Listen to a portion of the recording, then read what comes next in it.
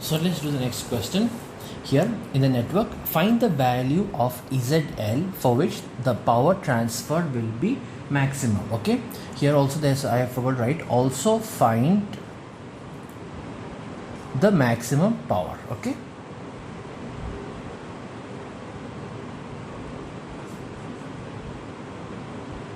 this is the question. Okay, so first here you can see that the load impedance is now over here, right, in the middle of the circuit. So I will remove this load impedance and then I will find the voltage across this branch, which should be VTH. Okay, and also one more thing, also here they have not shown any resistors or capacitors. Instead of that, they have written only the value of the impedance. That is, the value of this impedance is 5 angle 60 degree ohms, and the value of this impedance is 10 angle minus 30 degree ohms. Okay, so let's do this question. So to find VTH,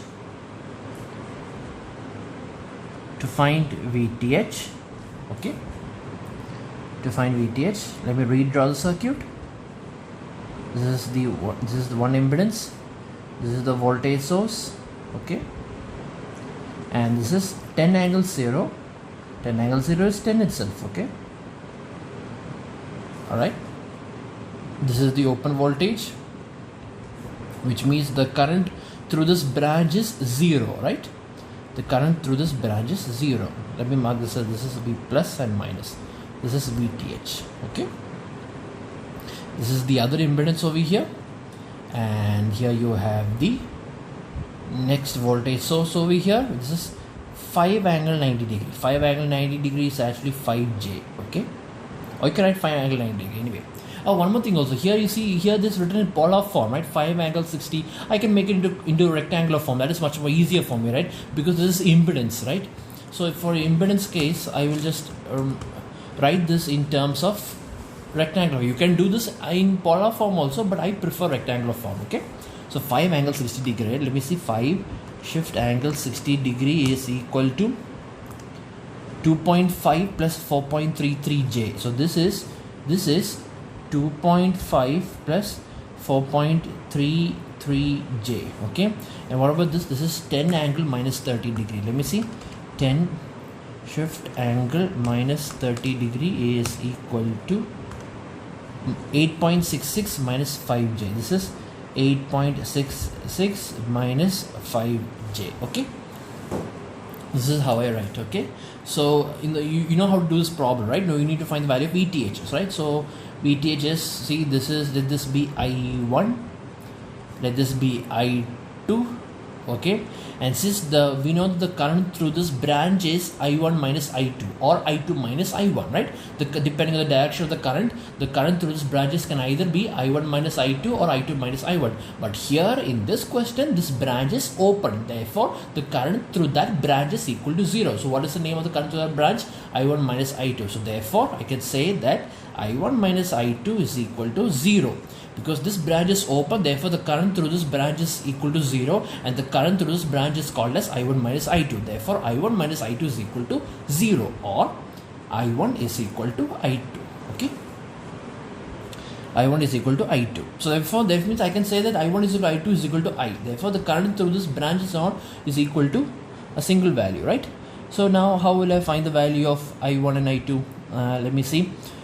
Here let me apply the equation over here. So here you have one equation for VTH is, this is coming like this, right? So we have I1 into 2.5 plus 4.33J.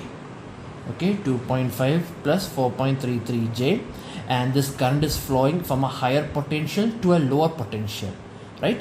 This is if this is a resistor, then the current is flowing from a higher potential to a lower potential. So therefore it is plus VTH. Okay, plus VTH is equal to 10.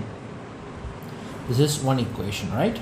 And the other equation is for over here, which is I2, right? In the case of I2 or I1, we see, because here I1 is equal to I2, right? So I write I2 into 8.66 minus 5J minus 5J. Okay, and this current is flowing from a lower potential to a higher potential. See, this current is flowing from bottom to top, right? From bottom to top it is flowing. Therefore, it is flowing from a lower potential to a high potential, which is not normally how a current will work, right? The current always flows from a higher potential to a lower potential. So therefore, this here it is minus VTH is equal to, and also this current is flowing into the positive terminal, which means this positive terminal, this 5 angle 90 degree, or this 5J, this voltage source 5J or this 5 angle 90 degree, this voltage source is not generating I2. If it was generating I2, then I2 will flow from the positive terminal. But see, this I2 is flowing into the positive terminal. Therefore, this positive terminal is not generating I2, it is opposing I2. Therefore, it is minus 5J. Or minus 5 angle 90, okay, or minus 5J. So now we found the equation, and like I said, we already know that here I1 and I2 are both are same, right? So therefore, let me write, so I2 I can also, this equation I can also write it as I1 into 8.66 minus 5J minus VTH is equal to minus 5J, okay? So this is equation 1, this is equation 2. So adding equation 1 and 2, right? I want to find the value of VTH, so that I first I'll find the value of I1. So adding equation 1 and equation 2, comma, we get, so what do we get is, that is I1 into 2.5 plus 4.33J, and here you have I1 into 8.66 minus 5J plus VTH minus VTH is equal to 10, and here it is equal to minus 5J. So if you add these two, these two will cancel each other, and you will have I1 into, let me see,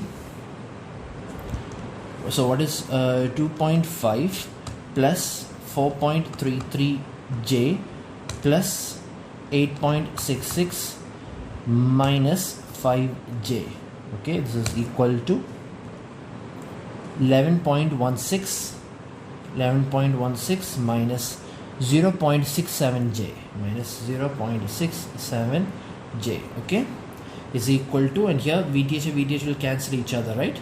These will cancel each other, so here you have 10 minus 5J. This is the value, 10 minus 5J, okay? So therefore I1 is equal to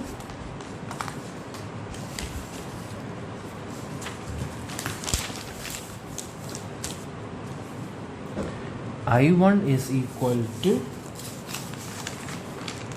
10 minus 5J, 10 minus 5J by 11.16 minus 0.67J, okay, 10 minus 5J divided by 11.16 minus 0.67J, and you will get 0.92 minus 0.393J. This is the value of I1, okay? If this is the value of I1, then I can now tell you what is the value of VTH, right? So what is the value of VTH? VTH is equal to 10 minus I1 into 2.5 plus 4.33J, okay? From this I am using this equation, that is 10 minus I1 into 2.5 plus 4.33J.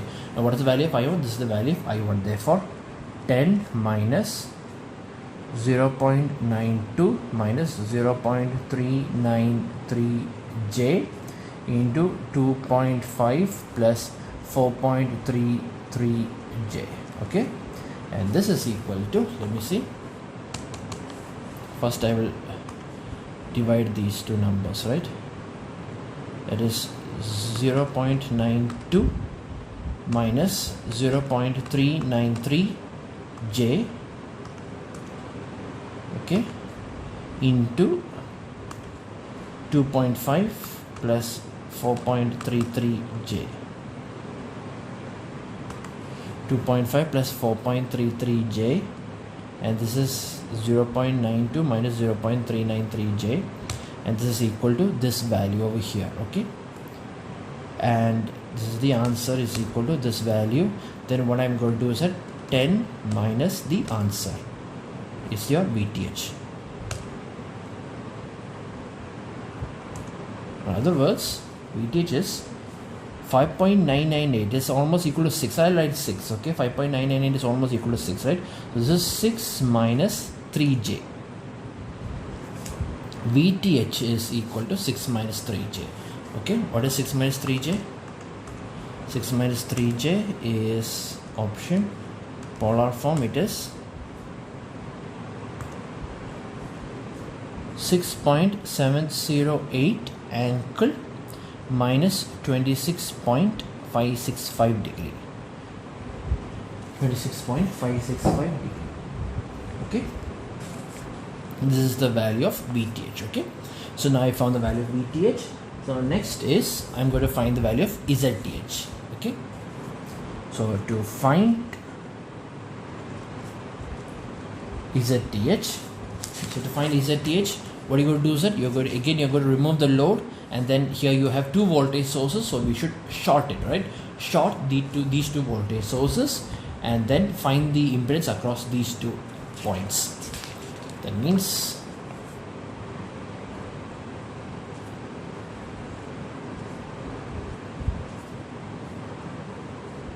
this is a circuit. The voltage source over here is shorted, and the voltage over here is also shorted. Okay, these are the 2 points A and B, and the impedance across A and B is what you call as the Thevenin's impedance, and this element is 2.5 plus 4.33j, and this impedance is 8.66 minus 5j. Okay, so look at these two elements. These two elements are actually in parallel to each other. How do I know they are parallel to each other? Because see, one end of the impedance, look at this end of the impedance and look at this end of the impedance, both of them are connected to this junction, right? Both of them are connected to this point. What is the name of this point? The name of this point is actually A. This name of this connection, this name of this junction, or the name of this node is called as A, right? This whole thing is called as A. So therefore, one end of the impedance, this end as well as this end, is connected to A. And what about the other end of the impedance? The other end of the impedance, see, it is connected to B. See, there is no other elements over here. There is no other obstacles over here.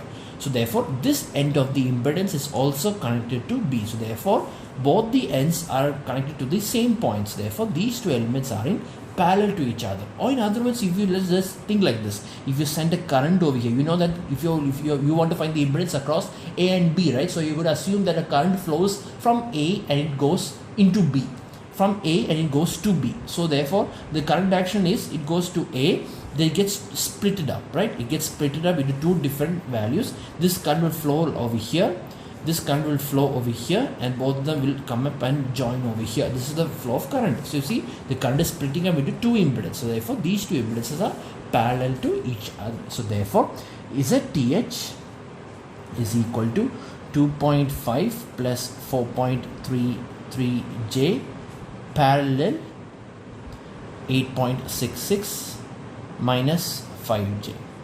Or in other words, 2.5 plus 4.33j into 8.66 minus 5j by 2.5 plus 4.33j plus 8.66 minus 5j. This is the value of ZTH. Okay, that is, the numerator is 2.5 plus 4.33j into 8.66 minus 5j, close the bracket, divided by, and the denominator is this whole thing, 2.5 plus 4.33j plus 8.66 minus 5j. Close the bracket, and it's equal to 3.732 plus 2.464j. This is the value of the source impedance. Okay, so therefore your element is now, or your circuit is now looking like this. That is, this is the Thevenin's voltage or the source voltage, this is the Thevenin's impedance or the source impedance, and this is the load impedance ZL. Okay, and this is the value of VTH. What is the value of VTH over here? Let me see. The value of VTH is, yes, 6.708 angle minus 26.565 degree, minus 26.565 degree volt. Okay, this is the value of VTH, and the value of ZTH. Okay, I'm only taking the rectangular form because you all know why, right? 3.732 plus 2.464j. 3.732 plus 2.464j. Okay, so if this is the value of ZTH, then we all know what is the value of ZL, right? Because we are saying that ZL is a variable resistance with a variable in reactance. So therefore ZL is equal to the complex conjugate of this, which is 3.732 minus 2.464j. This is the value of the impedance. Okay, in order to get maximum power, the value of the impedance must be 3.73 minus 2.464j. Okay, so now what is the value of the maximum power? To find the maximum